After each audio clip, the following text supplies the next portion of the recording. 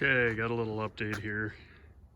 I got this outside today because we're finally getting warm, and we're supposed to hit 60 today, so that's a good time to get the power washer out. But I've got this block flipped upside down in the stand, and I pulled the crank out.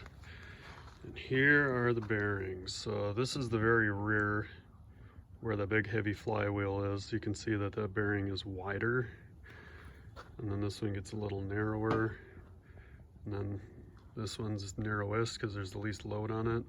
So all the caps are proprietary to their location, so you can't really mix them up. But it's kind of interesting looking at these inserts, or they call them shells, where you pour them and you screw them in.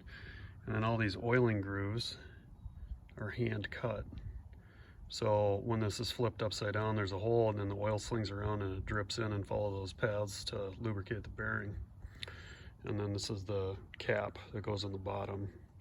You can see pretty much most of the wear happens on the bottom side from all the weight. This one's not too bad. This one you can see the babbitt's kind of wore over the screws and it's getting real thin. And this one looks like somebody had done a repair afterwards, because you can see there ain't like concentric wear grooves that would be normal with like the bearing surface, so it looks like it rode just on the half closest to the cover. So needless to say, these need to be redone. And this one was a pain to get off because these like side surfaces, like I think they must, that's how they set the end play, you know, it wears, keeps the cam in place or the crank in place.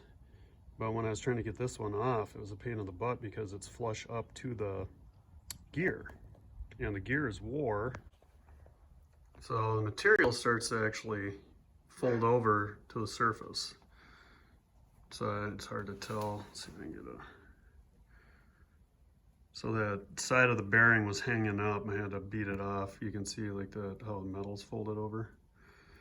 So we're gonna get that cleaned up and off to the Babbitt shop. I know I've been kind of slow on progress out here. Just kind of waiting on guys to get stuff, but look at that crank for a 16 horsepower engine. It's nuts. Well, it cleaned up pretty good. About as good as I can do with a cold water power wash. There's gonna be a lot of wire brushing to do, but you can really see just how crudely cast this is. Some stuff machined. But yeah, I'm finding a couple little cracks here and there, but I don't know what a guy can do about it. Surprisingly light. When all that stuff's ripped out of there, you can easily just pick this up by yourself and move it. Pretty much all the weight is on that flywheel. When I pulled that off, I had to make a puller for it because it's kind of big. And once I got that popped off the studs, I went right to the ground with it. That is heavy. Well, we'll see what happens. Maybe when I talk to the guy at the Babbitt shop, he'll let me record some of it or show the process, how they line bore it and make the shells. It could be pretty interesting. Well, that last clip was shot back in March when I was getting all the parts cleaned up and getting them out to the shops. So it's been about a month and a half. And quite frankly, I've been a little bit busy anyway. Haven't had a lot of time, but where we're at is that motor didn't have shells on the mains. Once I got the screws out and looked at it, they were just poured right into the base and into them main caps. So it's gonna be a lot of labor to get all that Babbitt poured. You're gonna have to custom fixture every bearing because they're all different sizes. It's gonna be quite expensive and take quite a while to complete. On the other front, the blocks, they were out 25 thousandths from one end to the other taper, so they need to be sleeved. And that's not an easy job either because it's a headless motor, so you got to sleeve them from the bottom and you got to sleeve them blind. So your depth and everything, you kind of got to do your measurements ahead of time. So again, nobody's in a big hurry to do a job like that. So they're off waiting on that, and then some of these other parts that was having repaired and machined are still at the machine shop. So I guess, you know, I haven't had time to mess with it, and These guys have been working on the parts while I wait. So kind of overdue. Got the radiator back, that doesn't leak. Got a new nipple on top. There's plenty to do on this thing still. I got to take this oil pump off. I started cleaning this and hopefully I can get back at it, but everybody's busy. All the parts are at the shop, so that's where we stand on this. And I needed the room on my phone, so I figured I better kick this video out. I'll leave you with some cleaning tips on the ultrasonic, and I'll run another update when we get some parts back.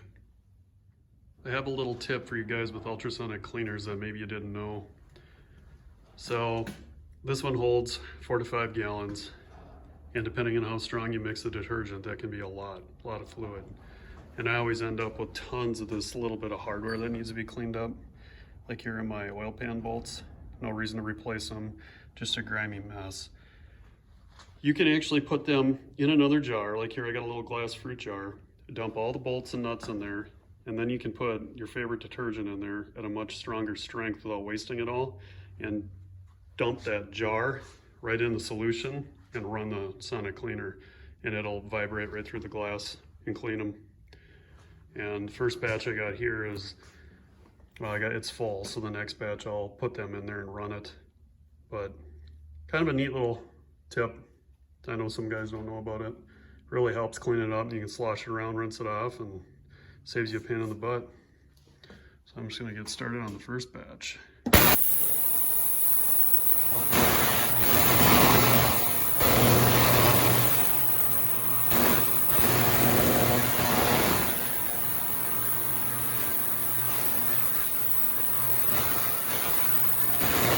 All my nuts and bolts in here with a real strong dose of detergent. Give it a little shake, let them soak a little bit. Just dump it right on in tank. Just let her kind of float around in there and see how they look. All right, I just rinse these with water, dump the solution out.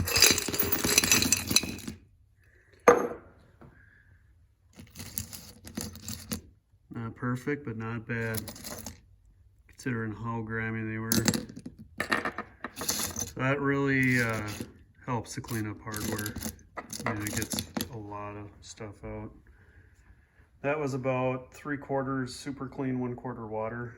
So when you're doing a little jar like that, you can really crank the strength up and not waste a lot of detergent. One other thing I'll say is when you're doing different types of metal, make sure you have a chemical that won't hurt aluminum if that's what you're cleaning. These are the main caps for that engine. I'm gonna run them one more time. I got a little more hardware to do. It's just one thing I know. I think purple power is caustic, and it'll turn them like gray. This is simply green, fairly diluted in here. I'm gonna run about 120 degrees. So definitely faster than a parts washer, but not the magic that some guys make it out to be, unless I'm just not using the right solution. Learn as you go. Catch you later.